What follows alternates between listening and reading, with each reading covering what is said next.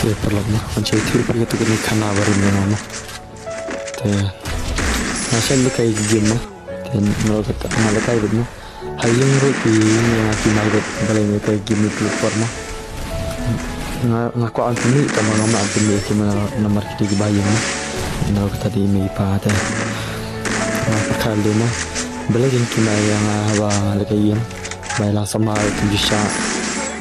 Te mana lagi yang marang mah isya perking dan mah kena galyang mah abang ni kayak game romsya kata gini lang perlu benar-benar romsya banyak